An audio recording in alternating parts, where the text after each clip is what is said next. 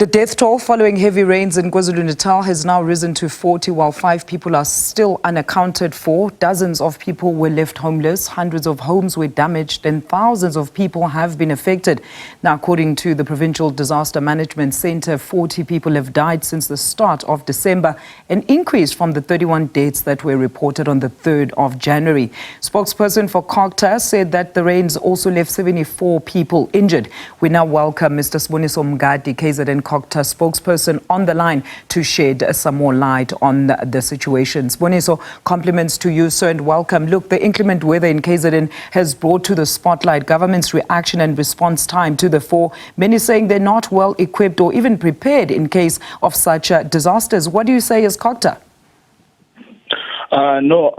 We've been indeed responding to these incidents since the Christmas Day, when one of the major incidents was reported in the area of Ladysmith. So we've been on the ground.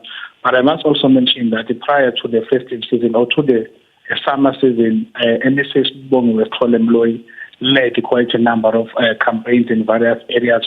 Remember, we started in the area of Emandeni, in Durban, Pietermaritzburg, where with the main aim of raising awareness of these disasters, because we believe that some of these incidents could have been avoided through our safety tips that we normally share with people. So as a result, we have lost quite a number of people. Yes, we agree, but as a department, we have also made plans for these disasters and also tried to mitigate the risk, and we have been responding by assisting those that have been the victims of such disasters. And we are also working with other social partners and other departments that we've also brought in our response effort. So the issue is that, we saw in Ladysmith that it was first the private entities and organizations that were on the ground first and very active in the retrieval of the missing bodies and giving out assistance to those that were affected. Why couldn't the disaster management response teams get there on time? Well, maybe I must also highlight that on the 15th of December, we launched a multi-agency disaster awareness campaign in the area of Pietermaritzburg. There we wanted to demonstrate our collected effort, not only with the SHS rescue team, but we worked with organizations that have volunteered to come forward and work with us. The Alam Dad Foundation, the IPSS Medical Rescue, they are our partners. So whenever there is an accident, we respond collectively as a team. So it's not a matter of who got there first, but it depends on the resources that were available at the time of that particular area.